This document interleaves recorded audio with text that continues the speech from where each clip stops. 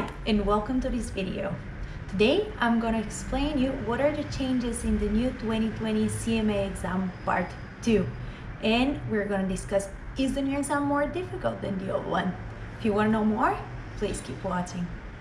You ready?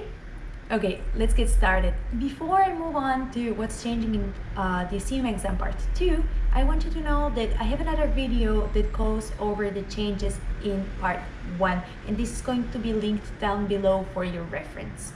Now, let's just briefly explain why is the exam changing.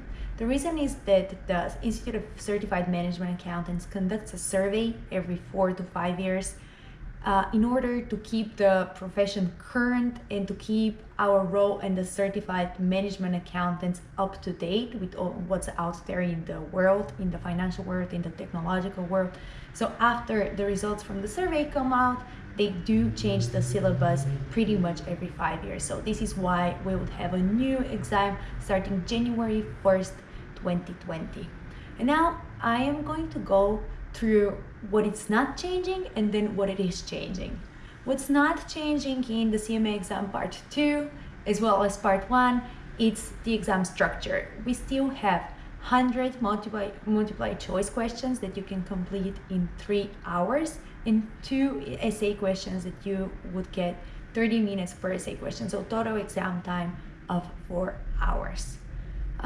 We also still have the same fees. You're gonna pay $450 per exam and $250 for the fee to the Institute of Certified Management Accountants. Everything else is the same: registration, procedures, the way that you choose where to sit for the exam, the way the exam is graded is also the same. So literally there is no change in the structure of the exam, okay? The only thing that is changing a little bit is the content, and to tell you the truth, in part 2 the change is very, very minor, so you have nothing to worry about. Okay, so let's go through what is changing. First of all, the exam name is changing. It was called Financial Decision Making until now, and it's going to be called Strategic Financial Management. It doesn't impact you in any way, nobody cares. So we just move on. I'm gonna go section by section. In section A, financial statement analysis, we have a change in the percentage weight.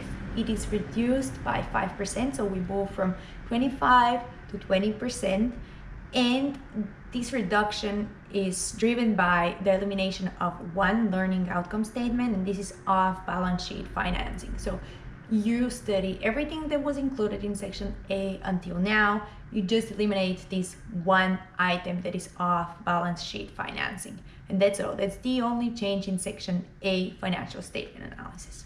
Okay, and then section B, corporate finance. Here we have the exact same percentage weight, so 20%. You're going to still get 20 questions out of section B on the multiple choice questions, but the learning outcome statements, so the material, it's reducing. What are they eliminating? They're eliminating 3 things. So first, bankruptcy. There will be no questions on bankruptcy. The distinction between reorganization and liquidation, no questions on this either. And tax implications of transfer pricing. Those 3 things are not longer going to be tested, so you can go ahead and just delete them from your book. This will feel good. And then we move on to section C, decision analysis. In section C, the material is not changing, exactly the same learning outcome statements, but the percentage is increasing by 5. We move to 20, from 20 to 25. So you're going to get 25 questions instead of 20 on the exact same material. So just more questions on the same material, but you study the exact same way as you were studying so far for section C, decision analysis. Then we move to section D, risk management. Here, no change at all. Exact same materials, exact same percentage. You really don't need to worry about section D, okay? Moving to section E, investment decisions. In investment decisions, we have reduced material, so we move from 15 to 10% of weight. So you're going to only get 10 questions out of the 100 on investment decisions. I think this is good news. Most of the questions of investment decisions are computational with a lot of calculations, so this might be a good news for you. What are they removing? Nothing. So material is the same, so just less questions on the very same material, so you read what you're reading so far. Okay, and moving on to the last one, section F, professional ethics. You know that the Institute of Certified Management Accountant really underlines the importance of this section of ethics. Therefore, they have decided to increase the percentage.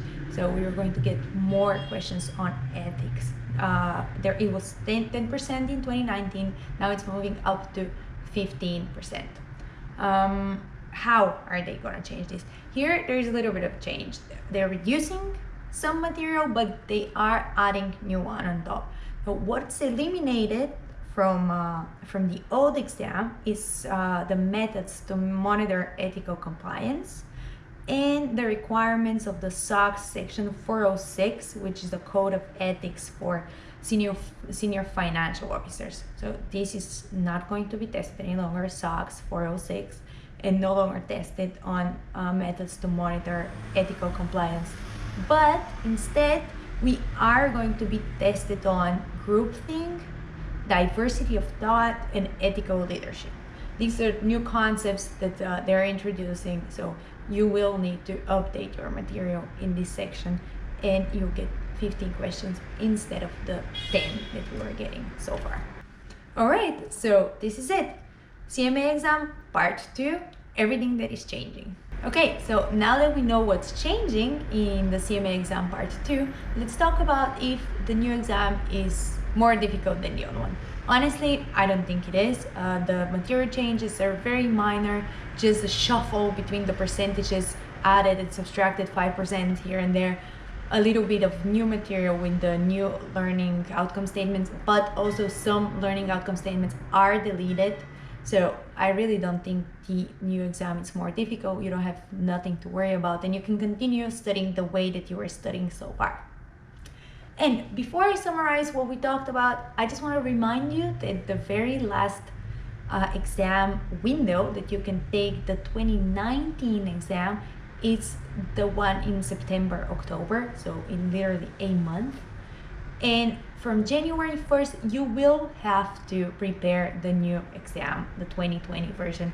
So think closely what you're studying right now. Can you really make it in September, October? If you decide that you cannot, then get the new material right away and start studying according to the framework that I just explained. Okay, and now let's summarize what's happening. The exam name is changing, nobody cares. Then section A, we have a reduction of the percentage from 25 to 20 and deleting of one learning outcome statement of balance sheet financing. Section B, corporate finance, no percentage change, but a reduction of the material, 3 learning outcome statements less, no bankruptcy, no reorganization versus liquidation, and no tax implication of transfer pricing. Section C, decision analysis, no new material, but yes, increasing the percentage, 25% instead of the 20 that we had so far. Section D, risk management, no change at all, no worries. Section E, investment decisions. Here we have a reduction of percentage from 15 to 10%, but no reduction of material, same material. Section F, professional ethics. Here we have an increase from 10 to 15%, so more question of professional ethics by deleting methods of monitoring ethical compliance and the requirements of SOX section 406, but adding questions on groupthink, diversity of thought, ethical leadership, and facilitating payments. That's all.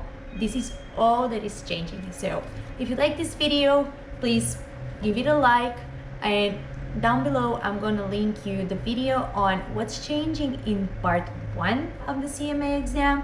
And also, in this channel you can find the reviews on different sections of the CMA exam. I'm reviewing them section by section, starting with part 1 because this is the part that I'm studying for. But if you want me to review part 2 as well, please let me know and I'll do it for you.